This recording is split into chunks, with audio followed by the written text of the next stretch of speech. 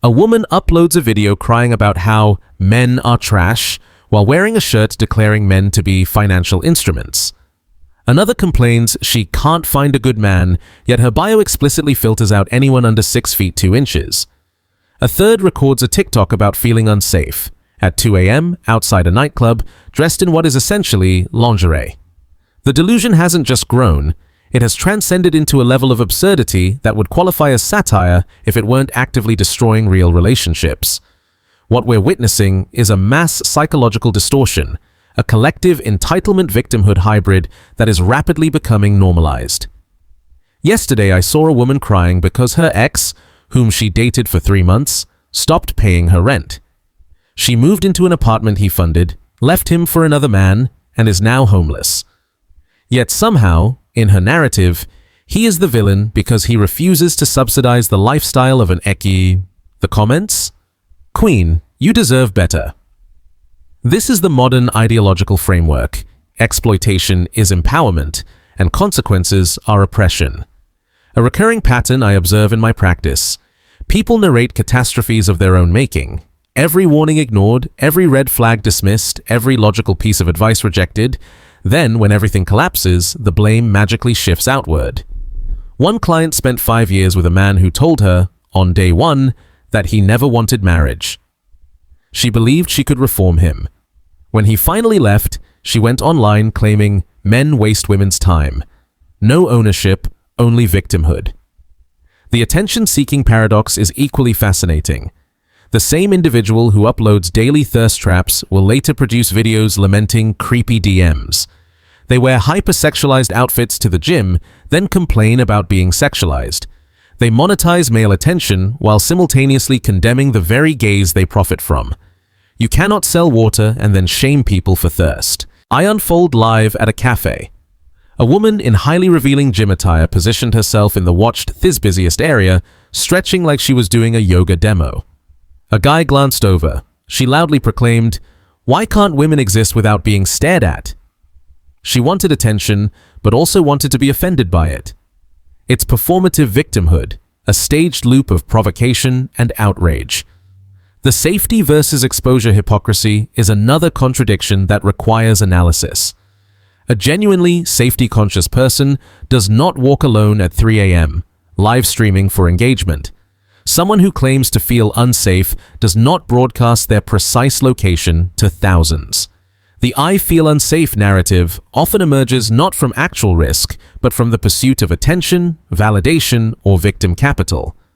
Then there's the celebration of extreme promiscuity while expecting traditional male commitment.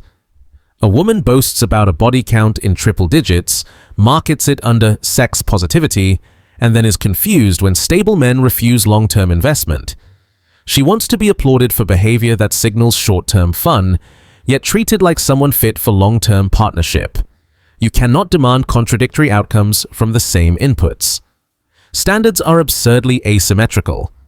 The same individuals who shame men for having preferences will list requirements that sound like a job posting. 6 feet tall, 6-figure income, athletic physique, emotionally present but not needy, dominant but gentle, traditional but feminist compatible. Meanwhile, their own contribution? I exist. The entitlement is staggering. Alcohol, clout, and digital validation have produced a generation willing to degrade themselves publicly for views, then shocked they aren't respected privately. The dignity for attention trade has become a normalized behavioral economy. The financial standards are equally delusional. A woman earning $30,000 will deem a man earning $60,000 broke. Someone with $40,000 in useless student loan debt will mock a plumber making $80,000 because he's not professional. They demand traditional male provisioning while offering nothing traditional in return. I know an electrician, solid income, owns a home. A barista he dated, living with 3 roommates, told him he lacked ambition. Her credential gave her superiority in her own mind, though his trade was more stable. The delusion is that degrees equal value independent of actual contribution. Collective mob behavior is another pathology. People will attack others online with zero context, echoing slogans they don't understand. Social media has birthed an army that outsources thought to trending hashtags. The body positivity movement was hijacked. What started as acceptance morphed into demanding attraction. If you prefer a fit partner, you're now fat-phobic. But these same individuals won't date a short man. It's selective moral absolutism. The OnlyFans delusion is tragic. Young women are told they'll make millions, while the median income is under $200 a month. They permanently damage their reputations, professional future, and relationships for beer money. But the myth persists because the few who succeed need thousands who fail. The dating market denial is astonishing. Many spend years chasing men who explicitly stated they do not want a relationship, then generalize the failure to all men. They reject the good men available for the thrill of chaotic men, then complain stability doesn't exist. Dating isn't broken. Their selection algorithm is. Aging denial is another blind spot. A 35-year-old cannot compete with a 25-year-old in the male attraction market. That's biological reality, not misogyny. Rather than adjust expectations, they rely on filters, old photos, and angles, then accuse men of deception when confronted by reality. The workplace of men, plumbers, delivery drivers, waste collectors, is essential. Yet such men are considered beneath women who make coffee or post photos online. Service work is only respectable when performed by women.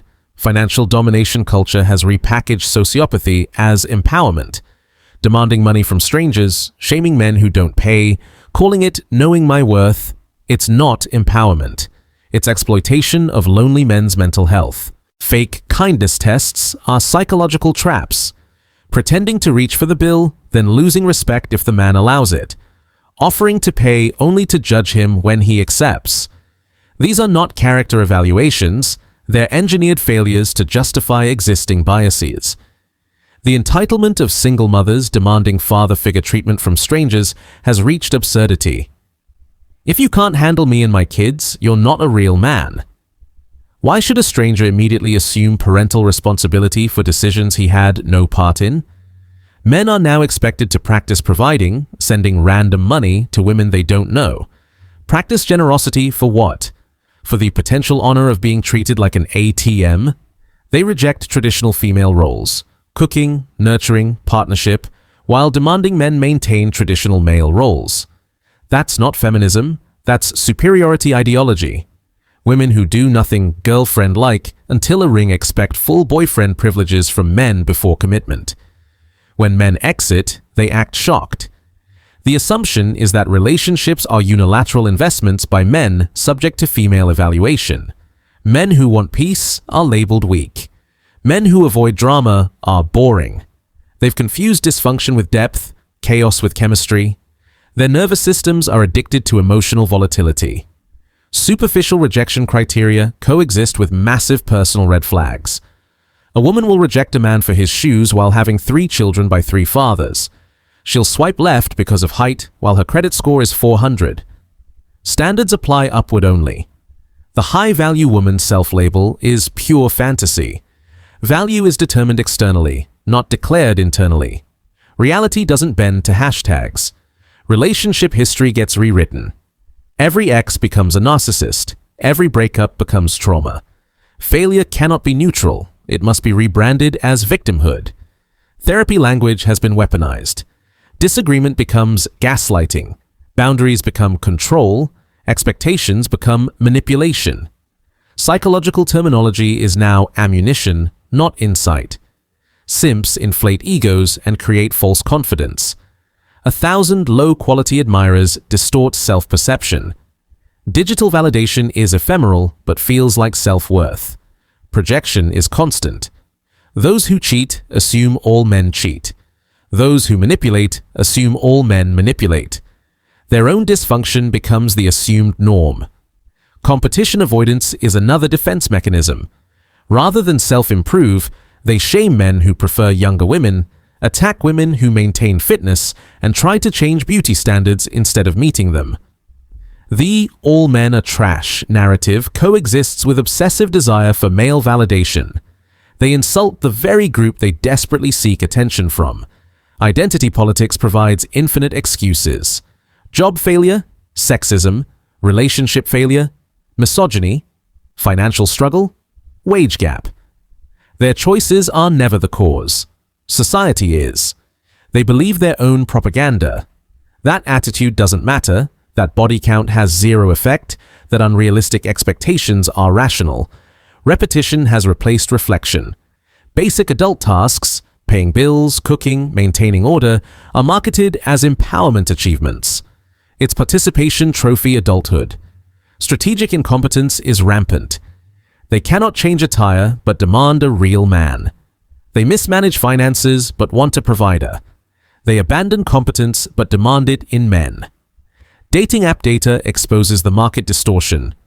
Women rate 80% of men as below average, a mathematical impossibility that leads them to think good men are extinct. They chase the top 10% while offering bottom-tier value. Astrology replaces personal accountability. We didn't work because he's a Scorpio.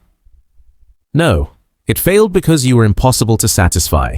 Instagram replaces reality. They compare their real lives to performative illusions and feel victimized by the comparison. Relationships are commodified. Everything is transactional. Then they wonder why romance is absent. The entitlement of "I deserve without providing" makes functional relationships impossible. You deserve what you contribute, not what you demand. Groupthink destroys individuality. Dating one woman often means dating her entire committee of friends who collectively dictate her decisions. DM attention is mistaken for actual desirability. Quantity of attention is not quality of options. The independent woman often relies heavily on male labor, male money, male validation. That's dependence with attitude. Male success is vilified yet desired. They demonize wealthy men while chasing them. Cognitive dissonance at its peak. Social media accusations now outrank evidence. Men lose jobs over edited screenshots. Emotional reactions become judicial verdicts. The delusion, wanting 1950s treatment while offering 2050s problems. Demanding traditional men while being anti-traditional women. Men are exhausted, emotionally, financially, psychologically, and they are opting out. Protect yourself. Value yourself. Don't tolerate imbalance. Don't fuel delusion. Reality always wins. The collapse of these illusions will be brutal. The attention fades, the options shrink, biology prevails, and consequences arrive. The delusion of modern women is reaching its end stage. Now I want to hear your experiences. What's the most delusional behavior you've encountered? When did you first recognize the pattern? Let's document this sociological unraveling as it unfolds. The delusion is real, and denial won't save anyone from reality.